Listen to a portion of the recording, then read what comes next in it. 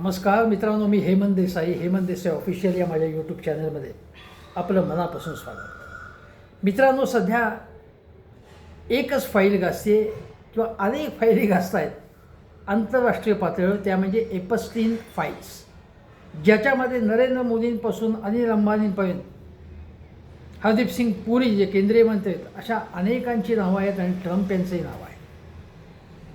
याबाबत राहुल गांधी यांनी लोकसभेमध्ये अनेक प्रश्न विचारले आणि सरकारला अक्षरशः हादरवून टाकलं. केंद्र सरकारला आपल्याला त्याच्याबद्दल नाही बोलायचं. प्रफुल्ल पटेल हे एका फाईलसाठी अजितदादांना फोनवर फोन करत होते. सुनील तटकरे काही काम करून घेण्यासाठी त्यांना भेटले होते आणि त्यामुळे त्यांना विलंब झाला आणि त्यांना बाय रोड किंवा वाहनाने जाणार होते, परंतु ते विमानाने गेले आणि दुर्दैवाने उपमुख्यमंत्री अजितदादा पवार यांचा मृत्यू झाला आणि तो मृत्यू नसून घातपात असल्याचा संशय त्यांचे पुतणे रोहित पवार यांनी साधार विश्लेषण करून व्यक्त केला आहे. त्यामध्ये देखील फाईल होती. मंत्रालयाच्या भाषेत फाईलला नसती म्हटलं आणि ही नसती उठावठेव अनेक जण करत असतात. सरकारी अधिकारी करतात, मंत्री करतात, नेते करतात. हे सत्तेच्या भोवती चिकटलेले जे मुंगळे असतात ते अनेकदा प्रेशर टाकून नियमबाह्य कामं मार्गी लावण्याचा प्रयत्न करतात. जे सत्तेमध्ये मंत्री असतात ते तर या गोष्टी करतातच. पण या फाईल के पीछे क्या है हे मला विचारण्याचं कारण म्हणजे महाराष्ट्राचे महसूल मंत्री चंद्रशेखर बावनकुळे. झी 24 तास या वृत्तवाहिनीने संपादक कमलेश सुतार यांच्या नेतृत्वाखाली बावनकुळे यांचा भांडाफोड केला आहे. त्या भांडाफोड याचं स्वरूप काय आहे की महाराष्ट्रात TDRची खैरात देण्यात आली असं त्या बातमीत म्हणले की पिंपरी चिंचवडमध्ये 304 दिवसात 58 कोटींच्या जमिनीला 213 कोटी रुपयांचा मोबदला मिळाला. पिंपरी चिंचवडमध्ये करोडो रुपयांची TDRची खिरापत वाटण्यात आली आणि जमिनीचं आरक्षण पडलं होतं, त्याबाबत वाटाघाटी वगैरे हे, पण TDRची खैरात करण्यात आली आणि ज्या 58 कोटीच्या जमिनीला 213 कोटीचा म्हणजे 150 कोटी रुपयांचा हा घोटाळा आहे. सरकारचा महसूल बुडालेला आहे. महाराष्ट्राचं सरकार आर्थिक संकटात असताना ह्या लोकांचे काय उद्योग चालले ते बघा. आता कमलेश सुतार यांनी काल हा भांडफोड केला. ज्याप्रमाणे त्यांनी पार्थ पवार यांच्याबाबत यांचा जमीन घोटाळा काढला, कमलेश सुतार आणि त्यांचे सहकारी पुण्यातले वार्ताहर, मुंबईतले वार्ताहर, त्यांचा सगळा स्टाफ यांनी जिद्दीने ते प्रकरण लावून धरलं. याबाबत मी तेव्हा अभिनंदन केलं होतं, आता पुन्हा करतो आणि या प्रकरणाबद्दल सांगतो. शोधपत्रिकारिता जवळजवळ आता संपलेली असताना कमलेश सुतार यांनी हे प्रकरण लावून धरले. झी 24 तासने लावून धरलेले हे आपण लक्षात घेतलं पाहिजे. आता त्या प्रकरणाचा तपशील झी 24 तासवर आपल्याला पाहायला मिळेल. पण बावनकुळे आणि त्यांच्या मंडळींचं किंवा आता त्यांची तरफदारी करणारे लोक आता सांगतील की बावनकुळेंचा काही संबंध नाही याच्याशी. पार्थ पवार यांच्या प्रकरणासह अधिकाऱ्यांवर ढकलण्याचा प्रयत्न झाला आणि त्या पार्थ पवार यांच्या प्रकरणातसुद्धा अमेडिया कंपनी जी होती तिला 42 कोटी रुपयांच्या स्टॅम्प ड्युटीची नोटीस बातमी आल्यानंतर द्यावी लागली. ती नोटीस का दिली असा सवाल बावनकुळेंनी विचारल्याचं तेव्हाच उघड झालं.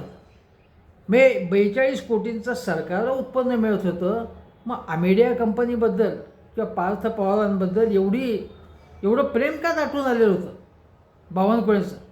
ते तर म्हणतात की पहिला देश, पहिला विकास, पहिला महाराष्ट्राचा विकास, छत्रपती शिवाजी महाराजांचा हा महाराष्ट्र आहे, तो आम्ही विकासाच्या 2047पर्यंत आम्हाला विकास पथावर नेणार आहोत, 1 ट्रिलियनची इकॉनॉमी करणार आहोत. पण तुमची जी आहे इकॉनॉमी त्याची वाट लावण्याचा वेढा तुम्ही उचलले का बावनकुळे? आता बावनकुळेंनी हात वर केल्यानंतर माहिती जी झी 24 तासने दिली ती असं की अधिकारी पातळीवरती ढकलून चालणार नाही. खुद्द बावनकुळे यांनी ही बैठक बोलवली होती. बैठकीचे अध्यक्ष महसूल मंत्री होते, ज्यामध्ये त्या निर्णय झाले आणि या बैठकीला राहुल कलाटे हे उपस्थित होते. हे राहुल कलाटे हे भाजपचे नगरसेवक आहेत, पिंपरी चिंचवडमधले मोठे नेते आहेत ते. आणि कलाटेंच्या उपस्थितीत महसूल विभागाचे अधिकारी आणि महापालिकांच्या अधिकाऱ्यांच्या उपस्थितीत बैठक झाली. म्हणजे या प्रकरणामध्ये भारतीय जनता पक्षाच्या एका नेत्याचं भलं साधण्यासाठी किंवा त्याच्या जवळच्या लोकांचं भलं साधण्यासाठी TDIची खैरात करण्यात आली असा आरोप आहे. बावनकुळेंनी ताबडतोब 100 कोटी रुपयांची नोटीस पाठवावी म्हणून इशारा दिलेला आहे. नोटीस पाठवतील आज उद्या. पण ही नोटीस येते की नाही याची वाट न बघता झी 24 तासने आणखीन एक प्रकरण त्यांचं बाहेर काढलेलं आहे. आणि कुठल्याही दबाव दडपणाला आम्ही बळी पडणार नाही हे दाखवून दिलेलं आहे. चांगली गोष्ट आहे ती अत्यंत. ज्या प्रकारे महाविकास आघाडी सरकार हे महावसुली सरकार आहे असं हे म्हणत होते. महावसुली सरकार एकही गोष्ट सिद्ध करू शकले नाही. त्यामध्ये किरकोळ काही प्रकरणं असतील पण एकही ठोस मोठी गोष्ट कशी 100 कोटी रोज म्हणे वसूल करत होते अनिल देशमुख. धादांत असत्य प्रचार चालवला होता. त्यांना तुरुंगात टाकण्यात आलं. अनेक प्रकरणांवरती आरोप करण्यात आले. आणि आता हे महायुती सरकार काय मग ह्या बावनकुळे त्यांच्यावरती मध्यंतरी आरोप होते की ते कुठे गेले होते मकावला काय जुगार खेळायला वगैरे. मी त्यामध्ये जात नाही. तेव्हा तिथला फोटोसुद्धा प्रसिद्ध झालेला होता पण मी त्याच्यामध्ये जात नाही. परंतु बावनकुळे यांनी महसूल मंत्री म्हणून जसं मी पार्थ पवारच्या त्या प्रकरणात सांगितलं तसं त्यांनी मध्यंतरी एक ठाण्यामधली एक जमीन आहे ती जमीन म्हणजे वनजमीन ती वनजमीन ती त्याचा वनासाठीचं आरक्षण ते रद्द करून किंवा ती नोंद रद्द करून ती जमीन खाजगी व्यक्तींच्या नावे करण्याचं. किती जमीन होती 1053 एकर ठाण्यामध्ये. म्हणजे काय व्हॅल्यू असेल बघा त्याची. म्हणजे एक प्रकारे खाजगी जो कोणी व्यक्ती असेल कंत्राटदार असेल उद्योगपती त्यांची धन करण्याचा प्रकार होता. वनजमिनीचं आरक्षण उठवत होते ते. बोंबाबोंब झाल्यावरती ते रद्द करायला लागलं हे बावनकुळे. आणि ते आणखीन एक प्रकार आदिवासींच्या जमिनी गैर आदिवासींना भाडेतत्त्वावर देण्यासाठी आम्ही कायदा करणार बघा. आणि आदिवासी आम्ही आदिवासींचं कसं आमचं आदिवासी आमच्या जवळचे आहेत हृदयात कसे सांगतात. आदिवासींच्या जमिनी गैर आदिवासींना भाडेतत्त्वावर देण्याचा कायदा आम्ही करणार असं गेल्या सप्टेंबरात बावनकुळेंनी सांगितलं होतं.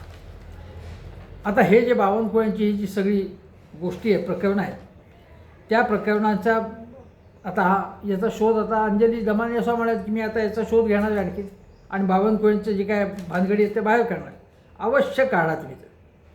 आता तुम्हाला सांगतो की ज्या पिंपरी चिंचवड ही आशियातली सगळ्यात श्रीमंत महानगरपालिका होती. गेल्या 4 वर्षात त्यात प्रशासकाची राजवट होती. आणि त्या प्रशासकाच्या राजवटीत अर्थातच ते भारतीय जनता पक्षाचं इथे सरकार आहे महायुतीचं सरकार आहे त्यामुळे त्यांचेच राज्य आहे. ते सांगतील त्याप्रमाणे प्रशासक वागणार. अशी या काळामध्ये गेल्या 4 वर्षामध्ये जी श्रीमंत महानगरपालिका त्याची देणी 4493 कोटींची देणी आहेत. ठेकेदारांची बिलं सगळी अडलेली आहेत. मग ते स्थापत्य असेल पर्यावरण जलनिस्सारण विद्युत कामं वेगवेगळी कामं काढली धडाधड काढली. आणि त्यांनी देणी 4500 कोटी रुपयाच्या जवळपास गेलेली आहेत. आणि ही देणी थकबाकी आहे. 560 कोटी रुपयांचं कर्ज आहे डोक्यावरती आणि शिवाय ठेवी घातलेल्या आहेत त्यांनी. एक्झॅक्टली मुंबई महानगरपालिकेचा फॉर्म्युला. मुंबई महानगरपालिका एकनाथ शिंदे आणि भाजपनी धुवून काढली अक्षरशः आणि त्यांच्या ठेवी 10,000 कोटींनी कमी झाल्या. हे लक्षात घ्या तुम्ही. आता हे जे सगळं सांगतोय भारतीय जनता पक्ष म्हणतो की आम्ही नैतिकतेने चालतो. ही नैतिकता आहे तुमची. महानगरपालिका आम्ही निवडणुका लढवतोय आम्ही महायुतीत लढवतोय की आम्ही एकमेकाच्या विरुद्ध लढतो पण आम्हाला सर्वसामान्य माणसाचं हित आम्ही साधू पाहतो.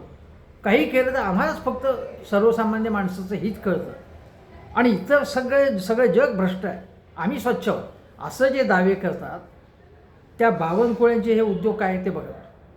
आरोप येत आहे. हे आरोप केले झी 24 तासने.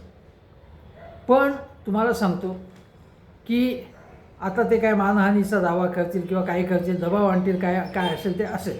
मला माहीत नाही. पण बावनकुळेंचं म्हणणे की महसूल विभागात बदनाम करून या विषयात माझं नाव घुसडण्याचा प्रयत्न झालेला आहे.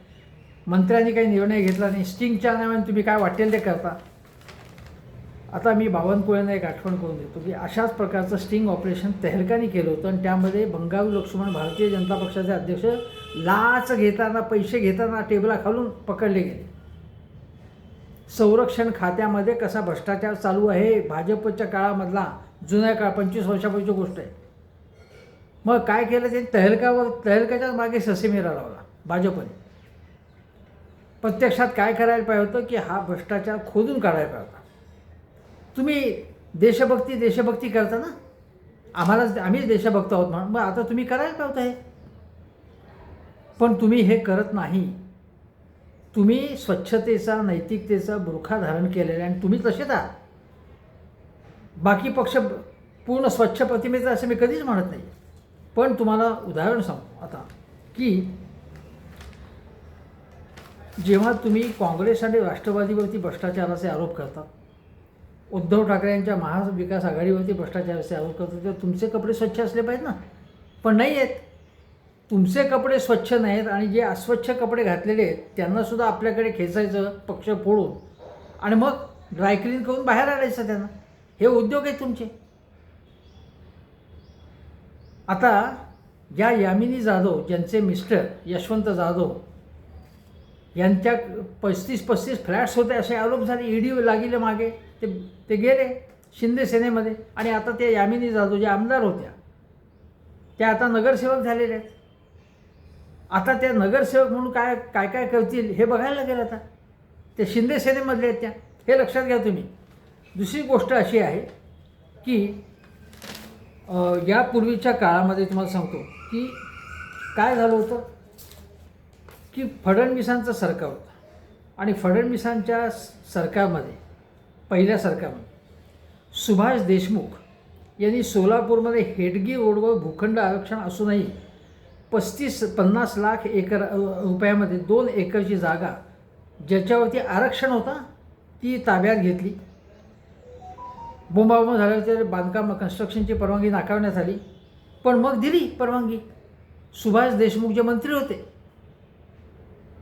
म्हणजे भूखंड घोटाळे तुम्हीही केलेले आहेत. एकनाथ खडसे भाजपत असताना भूखंड घोटाळा झाला त्यांचा. आणि जेव्हा फडणवीसांशी मतभेद झाले त्यानंतर मागे लागले हे, मग त्यांना राजीनामा द्यायला लागले. त्याच्या अगोदर काही करत नव्हते. MP मिल झोपडपट्टी पुनर्वसन योजना, त्याच्यामध्ये विकासकाला लाभदायक अशा प्रकारे निर्णय घेतल्यामुळे लोकायुक्त नेमण्यात आला. लोकायुक्तांची चौकशी ही फडणवीसांच्या पहिल्या सरकारमध्ये 2018चा अहवाल आहे. तो अहवाल लोकायुक्तांनी दिल्यावरती तो सार्वजनिक करण्यात आला नाही. हे पारदर्शकतेच्या गप्पा मारतात फडणवीस. ही गोष्ट लक्षात घ्या तुम्ही. आणि मग प्रकाश मेहतांना बहिष्कार झाल्यानंतर राजीनामा द्यायला लागला त्यांना. सुभाष देशमुखांना राजीनामा द्यायला लागला नाही.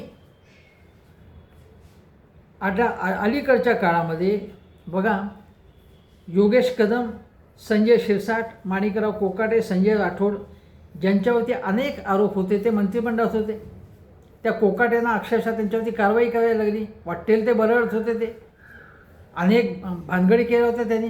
धनंजय मुंडे यांनी भानगडी केल्याचा आरोप झाला, त्याला हाकलून द्यायला लागलं मंत्रिमंडळातनं. योगेश कदम यांचे बाळ आहेत. संजय शिरसाट यांच्या तर अनेक भ्रष्टाचाराच्या भानगडी, नोटा मोजतायत, सिगरेट ओढत हे सगळं बाहेर आलेले. संजय राठोड तर काय गावावरून ओळून टाकावा असा नेता होता. पण बाळासाहेब ठाकरे यांनी ज्यावेळी युतीचं सरकार होतं, मनोहर जोशी यांचे मुख्यमंत्री होते, तेव्हा 4 मंत्र्यांवरती जेव्हा भ्रष्टाचाराचे आरोप झाले तेव्हा बाळासाहेबांनी त्यांना गच्चंडी दिली, हाकलून दिलं त्यांनी. बाळासाहेबांनी जेव्हा आरोप झाले तेव्हा तुम्ही बाळासाहेब ठाकरे यांचे आम्हाला आदर्श आहेत, एकच बाळासाहेब ठाकरे ब्रँड आहे असं म्हणता फडणवीस. एकनाथ शिंदे तर अहोरात्र बाळासाहेबांचं नाव घेतात. त्यांचं नाव घेऊन आपला चेहरा जर चांगला होतो का हे बघण्याचा प्रयत्न करतात. पण त्यांच्यावरती मेघा इंजिनिअरिंगचं प्रकरण शेकलं त्यांच्यावरती. 3-3 हजार कोटी रुपयांनी प्रकल्पाचा खर्च वाढवला त्यांनी. पुण्यामध्ये रिंग रोड तोही खर्च असाच वाढवला वाटेल तसा. असे आरोप झाले. मग तुम्ही कोण आहात? महावसुली सरकार जर तुम्ही उद्धव ठाकरेंच्या सरकारला म्हणत होतात तर तुम्ही कोण आहात? आणि ते महावसुली सरकार असल्याचं अजिबात सिद्ध झालं नाही. सिद्ध झालं असतं तर त्यांच्यावर कोरडे ओढले असते. महापालिकेतील काय किरकोळ प्रकरणं होती त्याच्या पलीकडे काहीही सिद्ध झालेलं नाही आहे. त्यांना बदनाम केलं, त्यांचा पक्ष फोडला, अजितदादांना तुमच्याकडे घेतलं त्यांच्यावरती आरोप करून. आणि ज्या अजितदादांनी भाजपवरती पिंपरी चिंचवडच्या महानगरपालिकेच्या निवडणुकीमध्ये भाजपने पूर्वीच्या काळामध्ये युती सरकारच्या काळामध्ये भाजपच्या सरकारच्या काळामध्ये त्या काळच्या सिंचन मंत्र्यांनी 100 कोटी रुपये कसा प्रकल्प खर्च वाढवला. आणि त्यांनी दादा म्हणाले की 70 वर्षात काँग्रेसने जेवढा भ्रष्टाचार केला नाही तेवढा तुम्ही 10 वर्षाच्या आत केला. भाजपनी तुफान भ्रष्टाचार केला भाजपनी, असं अजितदादा म्हणाले होते. त्यांच्याकडे सगळ्या फाईली होत्या आणि 30 फाईल घेऊन ते कदाचित त्या विमानात होते असा आरोप करण्यात येतोय. माहीत नाही मला, चौकशीनंतर बाहेर येईल. पण फाईल के पीछे क्या है हा सवाल भारतीय जनता पक्ष आणि महायुती सरकारला छळत राहील. महसूल विभागात काय काय उद्योग चालत आहेत हे बघणं आवश्यक आहे. महाराष्ट्रामध्ये भ्रष्टाचार तुफान चाललेला आहे, माजलेला आहे अक्षरशः. तो आवर कोण घालणार? केवळ फडणवीसांच्या चेहऱ्या म्हणून हे सगळं सरकार स्वच्छ असं मानण्याचं कारण नाही अजिबात. या भानगडी येतात ना बाहेर सगळ्या. तुम्ही इतरांवरती आरोप करता आणि तुम्ही हुशारीने सगळे व्यवहार करतात. म्हणजे जो अत्यंत बनेल असतो माणूस त्याचं कधी चोरी सापडतच नाही. आणि चोरी सापडली तर दुसरीकडेच तो लक्ष वेधतो. तिकडे बघा, तिकडे तो करतोय चोरी, चोरी करतोय. आणि पुन्हा बोंबाबोंब झाल्यावरती चौकशी समिती नेमायलाच लागली तर चौकशी समिती नेमायची. समितीचं कामकाज रेंगाळत ठेवायचं आणि मग छोट्या मोठ्या अधिकाऱ्यांवरती ठपका टाकायचा आणि मोठ्या नेत्याला सोडून द्यायचं. ही यांची पद्धत आहे. म्हणून बावनकुळे यांच्या प्रकरणाची चौकशी झाली पाहिजे.